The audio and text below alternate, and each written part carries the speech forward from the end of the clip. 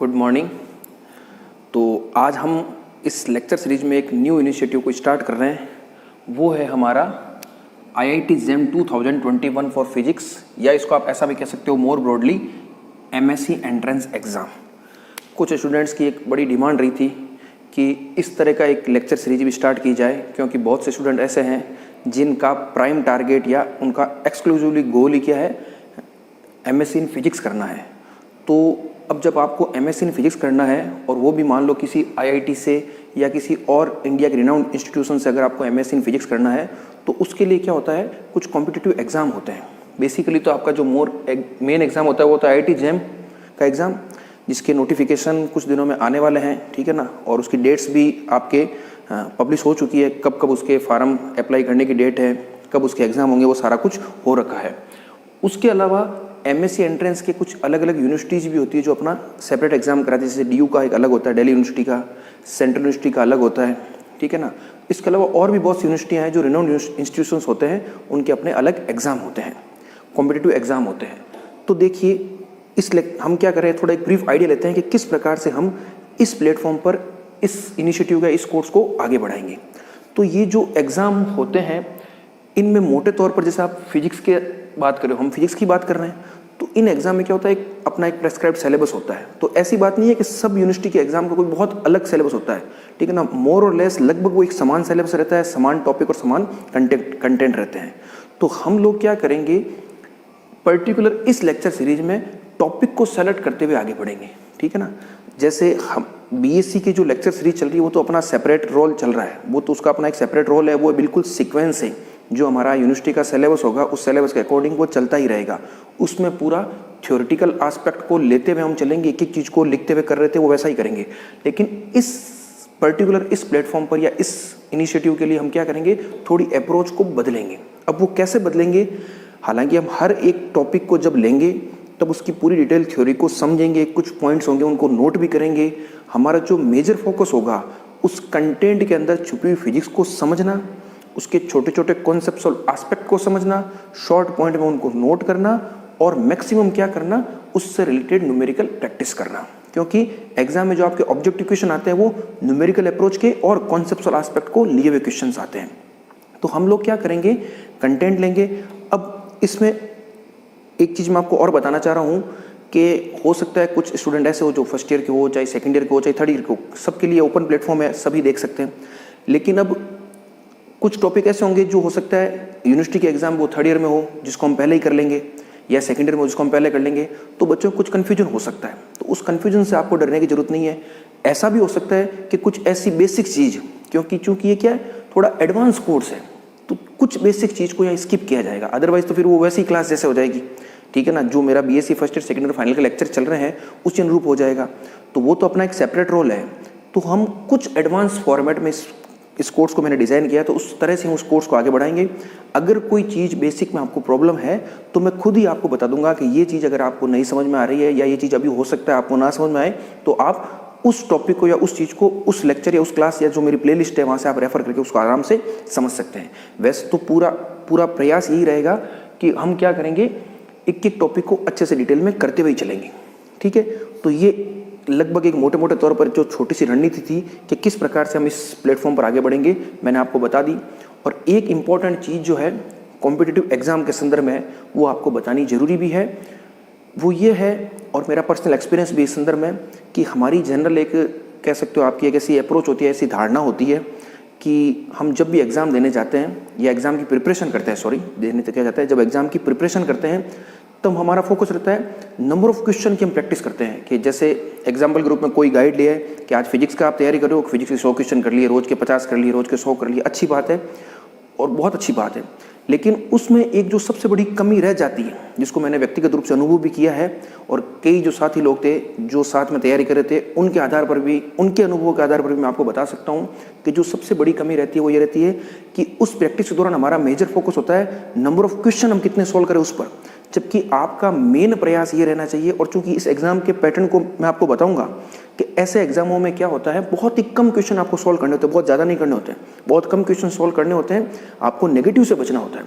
तो वो आप तब बच पाओगे जब आपका कॉन्सेप्चुअल एस्पेक्ट मजबूत होगा, तो मेरे कहने का तात्पर्य है कि आप नंबर ऑफ क्वेश्चन भले ही कम कर लीजिए, लेकिन जिन क्वेश्चन को कर रहे हैं उनको बिल्कुल समझते हुए कौन से आप क्या कह सकते हो, किस कॉन्सेप्ट को आप अप्लाई कर रहे हो, उस चीज़ को आपको ध्यान रखना है। तो नंबर ऑफ क्वेश्चन कम करने से भी कोई दिक्कत नहीं होगी। और वैसे मैंने जो थ्योरी की क्लास जो हमारी बीएससी की अलग चल रही है, वहाँ पर मैंने आपको यही बताया है कि आपकी जो अप्रोच है वो किस प्रकार से होनी चाहिए, ठीक है ना।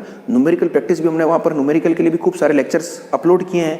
तो वहाँ पर न्यूमेरिकल के लेक्चर में मैंने आपको ये स्पष्ट कहा है कि न्यूमेरिकल बेसिकली आप फिजिक्स को सीख पा रहे हो या नहीं पा रहे हो, उसको जज करने का एक तरीका भी है। तो वही अप्रोच आपको ध्यान रखनी है। तो ये एक ब्रीफ डिस्कशन था। अब हम आगे बढ़ते हैं। बिल्कुल आज एक नया टॉपिक लेंगे और जैसे जैसे कोर्स आगे बढ़ेगा आपको अपने आप ही पता चलता चलेगा कि किस तरह से आगे बढ़ेगा, ठीक है ना। सारी बातें एक लेक्चर में हम समेट नहीं सकते, ठीक है ना। तो और लेक्चर शुरू करते हैं। जो आज हम सबसे पहला टॉपिक लेंगे, इसको तो मैं साफ कर देता हूँ एक बार। जो आज हम सबसे पहला टॉपिक लेंगे वो लेंगे हम सेंट्रल फोर्स, ठीक है ना। सेंट्रल फोर्स जो हम सबसे पहला टॉपिक आज कवर करने वाले हैं वो है हमारा सेंट्रल फोर्स, या इसको आप कह सकते हो केंद्रीय बल, ठीक है। तो केंद्रीय बल क्या होता है इसको हम समझते हैं। केंद्रीय बल को समझने से पहले कुछ मैथमेटिकल चीजें हैं जिनके बारे में आपको जानकारी होनी चाहिए। अब यहाँ से हमारा कोर्स है वो स्टार्ट हो चुका है। अब धीरे धीरे हम प्रोग्रेस करते रहेंगे किस तरह से चलना है। आप बिल्कुल घबराएं, निश्चिंत रहे, जैसे जैसे चीज़ें आगे बढ़ेगी आपको अपने आप समझ में आ जाएगी। तो केंद्रीय बल को पढ़ने से पहले कुछ एक बेसिक जानकारी मैं आपको देना चाह रहा हूँ जिसके बारे में आप जानते हो। हम लोगों ने एक निर्देश तंत्र वाला टॉपिक जरूर पढ़ रखा होगा, फ्रेम ऑफ रेफरेंस, ठीक है ना। कौन सा topic? Frame of reference. Frame of reference basically होता क्या है? फ्रेम ऑफ रेफरेंस का सिंपल सा अगर मतलब है, अगर मैं इसको शब्दों में समझाना चाहूँ तो आपके देखने का नजरिया, कि किसी भी चीज को आप कहाँ से देख रहे हो, कहाँ से मेजर कर रहे हो, वही आपका फ्रेम ऑफ रेफरेंस है, ठीक है ना। From when and where. When यानी कब और वेयर यानी कहाँ। दो चीजें आप हमेशा ध्यान रखिए। फ्रेम ऑफ रेफरेंस के संदर्भ में दो चीजें याद रखिए, एक आर और एक टी। आर तो क्या दर्शाएगा कि कहाँ, वेयर, और टी क्या दर्शाएगा? समय यानी कब। जैसे मैंने कह दिया कि कोई कण स्थित है, कण स्थित है तो उसकी क्या होगी? कोई न कोई स्थिति होगी, तो वो क्या हो जाएगी? आर। और किसी क्षण पर है तो वो क्षण जो होगा वो क्या होगा? टी। तो अब इस आर और टी को आप कहाँ से देखोगे? तो जहां से भी आप इसको देख रहे हो वही आपका क्या कहलाएगा? ओरिजिन कहलाएगा या फ्रेम ऑफ रेफरेंस कहलाएगा, जिसको आप बेसिकली इस तरह से डायग्राम से दर्शाते हो, ठीक है ना। बिल्कुल बेसिक चीजें, लेकिन थोड़ी बतानी जरूरी थी। तो ये आपका एक्स, ये वाई और ये जेड। 3 डायमेंशनल में इस प्रकार का होता है, 2 डायमेंशनल में एक्स और वाई होता है, ठीक है ना। अगर मैं 2 डायमेंशनल की बात करूं मान लो, ठीक है ना, तो मान लो कोई कण यहाँ पर स्थित है तो ये क्या हो जाएगा? उसका आर हो जाएगा, ठीक है। और जिस क्षण पर होगा वो क्षण होगा कोई टी। ये मान लो बिंदु पी है तो इस पी को मैं कैसे लिख सकता हूँ? R comma T. तो ये आपका क्या है? पी आर टी क्या कोई बिंदु है, और इस निर्देश तंत्र की सहायता से आप ये बता पा रहे हो कि यह कण या यह बिंदु इस दूरी पर और इस समय पर स्थित है। और दूरी कहाँ से नापा होगा? हमेशा ओरिजिन से। तो इस प्रकार की जो आपकी फ्रेम ऑफ रेफरेंस की जो व्यवस्था होती है इसको हम कहते हैं Cartesian coordinate. Cartesian coordinate system, कार्तीय निर्देशांक पत्ती जो चलती है एक्स, वाई और जेड में। इसके अंतर्गत आप किसी वेक्टर आर को किस प्रकार से लिख सकते हो? एक्स आई कैप प्लस वाई जे कैप। अगर 2D की बात करूं तो ये, और अगर 3 डायमेंशनल की बात करूं तो उसको आप ऐसा लिख सकते हो जेड के कैप, ठीक है ना। 2D में केवल 2 और 3D में जेड भी आ जाएगा। अब 2D 3D का मतलब ये नहीं है कि 2D का मतलब एक्स वाई है। 2D का मतलब एक्स वाई भी हो सकता है, वाई जेड भी हो सकता है और एक्स जेड भी हो सकता है। कोई एक तल ले सकते हो। और ये जो है एक्स यहाँ भी हो सकता है, एक्स यहाँ भी हो सकता है। जब एक्स यहाँ होगा तो वाई यहाँ हो जाएगा। ये आपस में क्या होता है? जैसे ये आपका जो सिस्टम है इस प्रकार से, ये एक्स, ये वाई और ये जेड, ये क्या है? तीनों ही x axis, y axis, z axis क्या है? म्यूचुअली परपेंडिकुलर एक्सिस है, आपस में लंबवत हैं और इंटरचेंजेबल भी। आप इसको भी जेड कह सकते हो, इसको भी वाई, इसको एक्स कह सकते हो, इसको वाई कह सकते हो, किसी तरह से कह सकते हो। तो इस प्रकार से लिखते हैं। तो ये तो आपके कार्टेशियन कोऑर्डिनेट की पत्ती हो गई। और ये जो आई कैप, जे कैप, के कैप क्या कहलाते हैं? यूनिट वेक्टर कहलाते हैं। क्या कहलाते हैं? Unit vector. यूनिट वेक्टर का मतलब होता है एकांक सदिश। और इससे आप समझते क्या हो? जैसे एक्स आई कैप, इसका मतलब क्या है? इसका मतलब है कि आप एक्स अक्ष के अनुदिश एक्स डिस्टेंस तक चले हो। आई कैप क्या दर्शाएगा कि जिस अक्ष के साथ जुड़ा हुआ है, जैसे आई कैप क्या है, एक्स अक्ष के अनुदिश है, जे कैप वाई अक्ष के अनुदिश है और के कैप जेड अक्ष के अनुदिश है। तो आई कैप का मतलब हो गया कि आप एक्स अक्ष के अनुदिश एकांक दूरी तक चले हो या यूनिट डिस्टेंस आपने ट्रेवल की है। अब मान लो आपने कह दिया 5 पॉइंट डिस्टेंस ट्रेवल की, तो आप क्या लिखोगे 5 इंटू आई कैप। आप क्या लिखोगे 5 इंटू आई कैप। तो यूनिट वेक्टर का मतलब है कि उस पर्टिकुलर डायरेक्शन में आपने यूनिट डिस्टेंस ट्रेवल की है, तो ये कहलाता है एकांक सदिश। अब हम जो बात करेंगे वो करेंगे एक सिस्टम, नया सिस्टम हम पढ़ते हैं, वो पढ़ते हैं पोलर कोऑर्डिनेट। क्या पढ़ते हैं? ध्रुवीय निर्देशांक। वो क्या होता है वो भी आपको पता होने चाहिए, ये तो बिल्कुल बेसिक है। हालांकि आगे हमें स्फेरिकल कोऑर्डिनेट भी पढ़ने होंगे, सिलेंड्रिकल कोऑर्डिनेट भी पढ़ने होंगे, उसके लिए भी एक सेपरेट लेक्चर होंगे जिसको मैं आपको बताऊंगा। एक चीज़ और क्लियर कर देता हूं कि इस फिजिक्स के साथ साथ आपको थोड़ी बहुत मैथ्स भी सीखनी पड़ेगी, और आप निश्चिंत रहिए इस पूरे प्लेटफॉर्म पर मैं फिजिक्स के साथ साथ जो मैथ्स होगी उसको मैं पूरा कंप्लीट ही कराऊंगा, क्योंकि बिना मैथ्स के फिजिक्स बिल्कुल ही अधूरी है। Maths is basically the language of physics. अगर आप फिजिक्स का आपको कॉन्सेप्ट पता है बहुत अच्छी बात है, लेकिन आप तब तक आगे नहीं बढ़ सकते जब तक आपकी मैथ्स अच्छी नहीं हो। ठीक है, तो अब हम बात कर रहे हैं पोलर कोऑर्डिनेट्स की। पोलर कोऑर्डिनेट्स, पोलर कोऑर्डिनेट्स को आप बेसिकली किससे दर्शाते हो? आर और थीटा से। ठीक है, तो जैसे मान लो ये आपका कोई सिस्टम है, इसको आप एक्स ही कह दो, मान लो इसको वाई कह दो, और कोई कण यहां पर स्थित है इस तरह से पी, तो ये जो डिस्टेंस होती है आर और ये आपका एंगल होता है थीटा, जिसको आप एक्स एक्स से नाप लो। एक्स से भी नाप सकते हो, वाई से भी नाप सकते हो। तो इस पी को अगर मैं आर और थीटा के रूप में लिख रहा हूं तब वो क्या होगा? पोलर कोऑर्डिनेट सिस्टम होगा। अभी हम क्या करेंगे, पोलर को और कार्टेशियन को मिक्स करके भी देखेंगे कि किस प्रकार से एक दूसरे में इंटरचेंजेबल ये हो सकते हैं, या आप एक्स को आर थीटा के रूप में या आर को एक्स वाई के रूप में भी लिख सकते हैं। वो हमारे लिए बहुत जरूरी है, क्योंकि ये बेसिक मैथमेटिक्स अगर हम नहीं सीखेंगे तो फिर इस पूरे सेंट्रल फोर्स में, ठीक है ना, पूरे सेंट्रल फोर्स में हमें समस्या आएगी। तो पहले हम इस बेसिक चीज को सीख लेते हैं। तो अब इसको देखिए, जिस तरह से यहां पर आपका आई कैप और जे कैप यूनिट वेक्टर था, तो यहां पर आपके दो यूनिट वेक्टर होंगे, एक होगा आर कैप और एक होगा थीटा कैप, और दोनों परस्पर क्या होंगे? लंबवत होंगे। तो आर कैप तो क्या होगा? आर की दिशा में ही एकांक सदिश। तो आर की दिशा तो क्या है? आर की दिशा यही है, ये आपकी किसकी दिशा? आर की दिशा है। तो आर कैप कैसा हो जाएगा? इस तरह से हो जाएगा, ये आपका क्या होगा? आर कैप होगा। और थीटा कैप किधर हो जाएगा? थीटा कैप हो जाएगा इसके लंबवत, ये लीजिए, ये क्या हो जाएगा? Theta cap. समझ रहे आप इस चीज को? अब जो मैं अगला काम करने वाला हूं, मैं इस एक्स वाई और आर थीटा को आपस में लिंक कर रहा हूं। कैसे कर रहा हूं उसको आप ध्यान से देखिए। मैं थोड़ा डायग्राम साफ बना देता हूं ताकि आपको समझने में आसानी रहे, ठीक है ना। ये चीजें थोड़ा बड़ा बना देता हूं।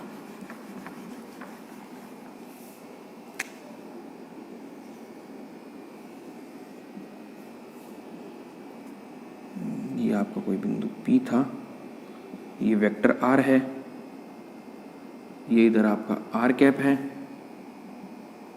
ये इधर आपका थीटा कैप है। ठीक है, ये आपका एक्स एक्सिस था, ये वाई था। इस एक्स के पैरेलल में इस तरह से बना सकता हूँ। ये इधर से क्या हो जाएगा? एक तरह से आई कैप हो जाएगा, ये इधर क्या हो जाएगा? जे कैप हो जाएगा। ये अगर एंगल थीटा है तो ये एंगल भी क्या होगा? थीटा होगा। ठीक है, अब आप देखिए मैं क्या करना चाह रहा हूं, आर और थीटा को मैं एक्स और वाई के रूप में लिखना चाह रहा हूं। किसको? आर और थीटा को। तो क्या मैं ऐसा लिख सकता हूं, R इजिकल टू, आर क्या होगा? देखो इसके घटक लिखना है एक्स और वाई में, तो इसको मैं ऐसे लिख सकता हूं, x cos theta i cap plus Y, या एक्स छोड़ो, एक्स थोड़ी लिखेंगे आप, cos theta i cap plus sign theta j cap. क्या आप ऐसा इसको लिख सकते हो?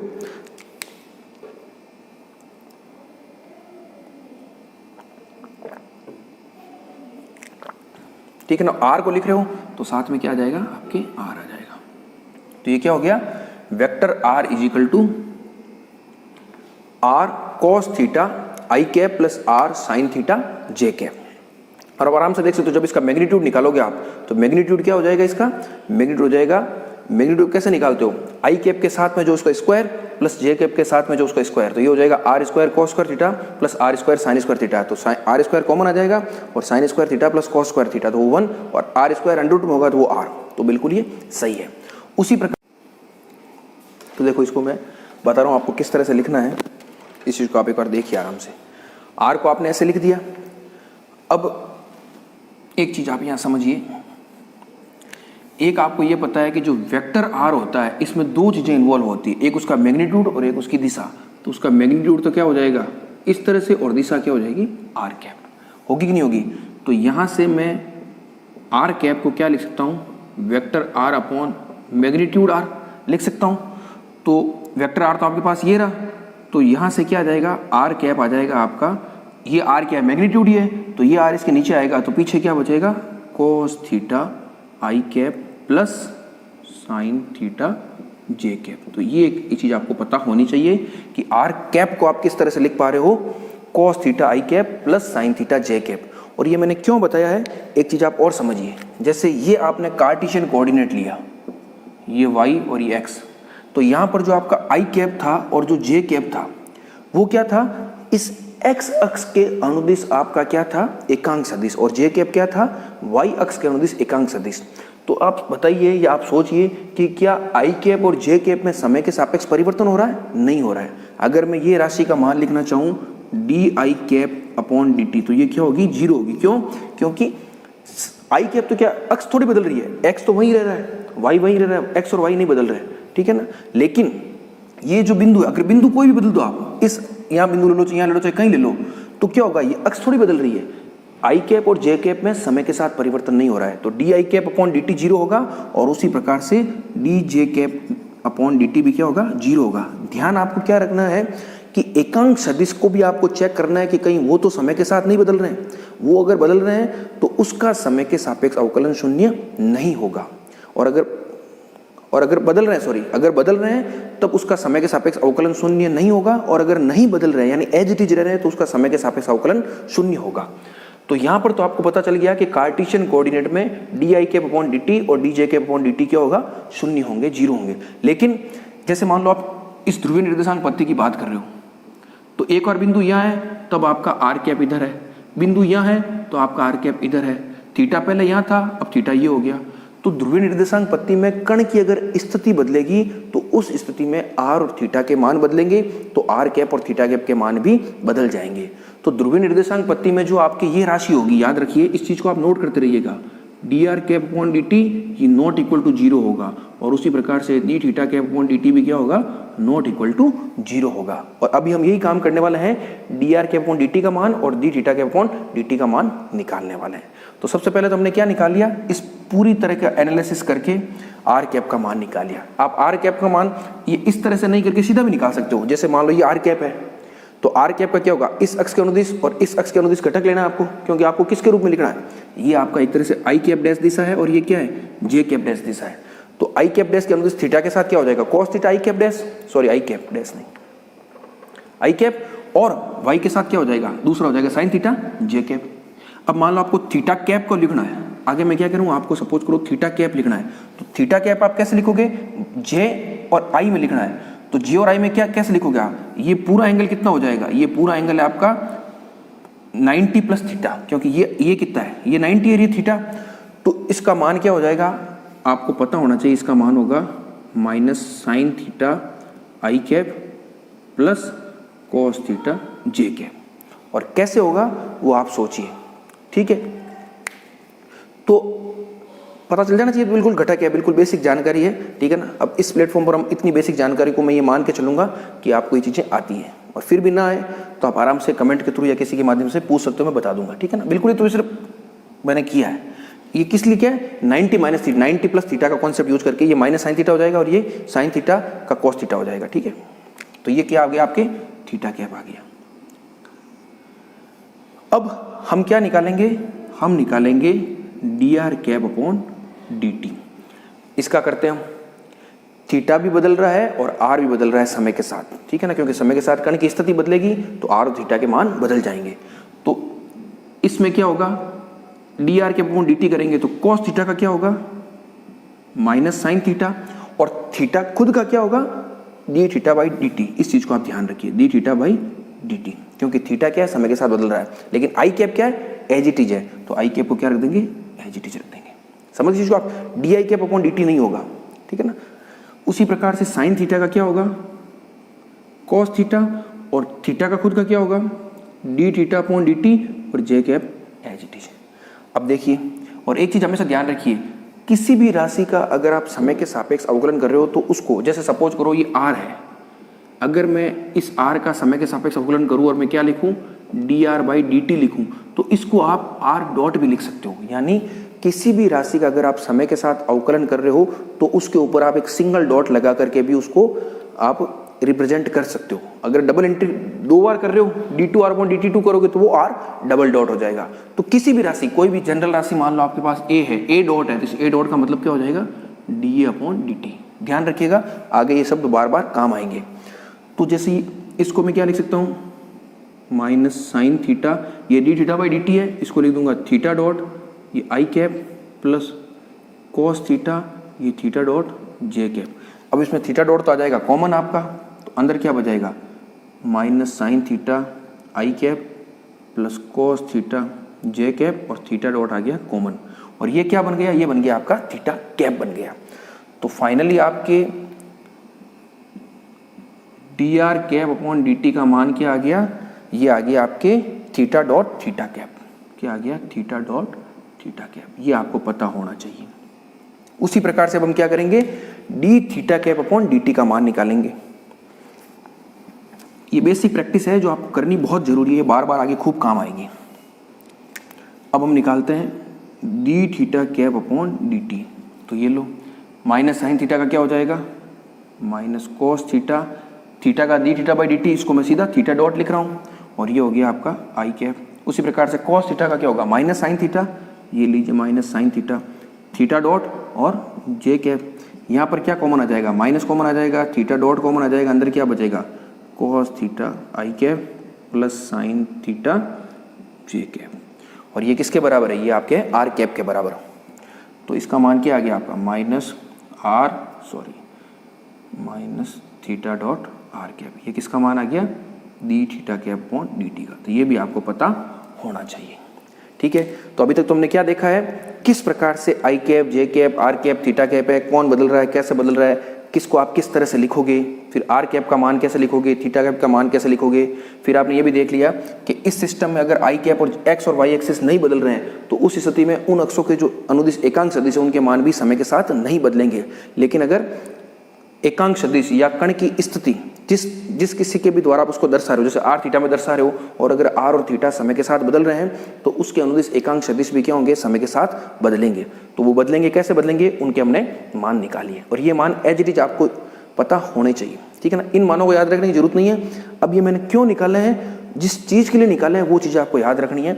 अब हम क्या करेंगे, वेलोसिटी और एक्सीलरेशन के लिए कुछ एक्सप्रेशन फाइंड करेंगे in terms of R and theta. क्योंकि अगर आप कार्टेशियन कोऑर्डिनेट की बात करते हो तो वहां पर वेलोसिटी सिंपली क्या हो जाती है, dx upon dt plus dy upon dt, इस तरह से आप कर सकते हो। Acceleration d2x upon dt2 plus d2y upon dt2, इस तरह से आप निकाल सकते हो। लेकिन यहाँ पर कुछ अलग मेथड होगा, वो जो एक्सप्रेशन फाइंड करेंगे वो इनके बिना हो नहीं सकते, और आपको जो याद रखना है वो सिर्फ याद उनके डायरेक्ट एक्सप्रेशन रखने होंगे। तो अब वो हम निकालते हैं। ठीक है ना, चलो। तो आपको ये चीज पता है कि v को आप कैसे लिख सकते हो। इसको मैं एक बार छोड़ देता हूँ, इसको मैं यहाँ लिख देता हूँ एक बार, ये काम आएगा मेरे। D theta upon D T is equal to minus theta dot R cap, ये मेरे काम आने वाला भी। तो देखिए अब हम करते हैं इसको। जो वेलोसिटी होती है, वेक्टर वी क्या होता है आपका, D r cap upon D T. इसको आप ध्यान से देखिएगा, इस लेक्चर में भले ही टाइम लग जाओ लेकिन ये चीज़ें सीखने के बाद आगे बहुत आसानी रहेगी। तो क्या मैं इसको ऐसे लिख सकता हूँ, आर कैप, आर क्या है मैग्नीट्यूड और आर कैप क्या है उसकी दिशा। तो अब आर भी बदल रहा है, आर कैप भी समय के साथ बदल रहा है, तो ये u इंटू वी है। तो इसको आप कैसे लिखोगे, एक बार तो लिख दोगे आप d r upon D t, r cap as it is plus r as it is d r cap upon D t. अब d r upon D T तो सिंपली क्या होगा, आर डॉट, और इस d r cap upon D t को आप कहाँ से लिखोगे, यहाँ से लिखोगे। तो ये लीजिए, ये are dot R cap plus theta dot theta cap. तो ये आपके पास क्या आ गया, D r upon D T या वी आ गया। तो आपको ये हमेशा याद रखना है, पोलर कोऑर्डिनेट्स में वी को आप कैसे लिखोगे, are dot R cap plus theta dot theta cap. ये आपको एक्सप्रेशन याद रखना है हमेशा। और अगर इसका मैग्नीट्यूड निकालना हो तो मैग्नीट्यूड का सिंपल सा तरीका है, R dot square plus theta dot square, ठीक है, इस तरह से निकल जाएगा। याद आपको सिर्फ वेक्टर फॉर्म रखना है। तो ये हमने v निकाल लिया। अब हम एक्सीलरेशन निकालना चाह रहे हैं, तो एक्सीलरेशन क्या होगा, dv बाई dt होगा। तो चलो उसको निकाल लेते हैं, ठीक है ना। आप ये जानते हो v is equal to R dot R cap plus theta dot theta cap. तो अब एक्सीलरेशन आप कैसे निकालोगे,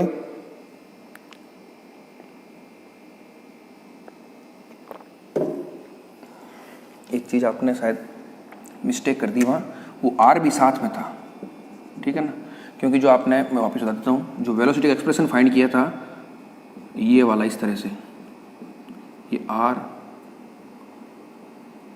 और आर कैप, तो इसको जब आपने d r upon D t r cap h t plus r और d r cap upon D T, तो इसका मान तो आपने ये लिख दिया था, लेकिन ये आर छूट गया था वहाँ पर, तो इसको आप करेक्ट कर लीजिएगा। वी क्या था, R dot R cap plus are theta dot theta cap, ये वी था। तो अब ए क्या हो जाएगा आपका, ए हो जाएगा D V by D T. तो चलो इसका करते हैं हम, तो किस तरह से होगा आप आराम से देखिए। इसको मैं क्या लिखूंगा, पहले तो आर डॉट का करता हूँ, तो आर डॉट का एक बार मैं समय के सापेक्ष अवकलन करूंगा तो वो क्या हो जाएगा, डबल डॉट हो जाएगा, और r cap as it is, फिर r dot as it is, और इसका हो जाएगा d r cap upon D t. समझ गए, यू इंटू वी। अब यहाँ पर 3 है और तीनों ही बदल रहे हैं, आर भी बदल रहा है, थीटा भी बदल रहा है और थीटा कैप भी बदल रहा है। तो एक एक को, 2 को एज इट इज रखेंगे और एक एक करते जाएंगे। तो पहले आर डॉट का कर दिया, तो थीटा डॉट और theta cap as it is, फिर आर को एज इट इज रख दिया, थीटा का हो गया थीटा डबल डॉट और theta cap as it is, फिर आर थीटा डॉट को एज इट इज रख दिया और ये हो जाएगा d theta cap upon D t. अब हम इनके मान रख देते हैं, तो ये देखिए आर डॉट, ये r plus d r cap upon D T, तो ये होगा थीटा डॉट थीटा कैप। तो आर डॉट तो पहले से ही है, ये थीटा डॉट और थीटा कैप, प्लस ये are dot theta cap plus are theta double dot theta cap plus d theta cap upon D T. तो d theta cap upon D t क्या हो जाएगा, minus theta dot R cap. तो ये लो minus, ये are तो पहले से ही है, एक थीटा डॉट यहाँ पर है और एक थीटा डॉट यहाँ से आएगा, तो ये हो जाएगा theta dot square R cap. अब मैं एक काम करता हूँ, आर कैप वाला को इनको एक एक साथ कर लेता हूँ। तो किस तरह से आप करोगे, इसको देखिए आप एक बार यहाँ से,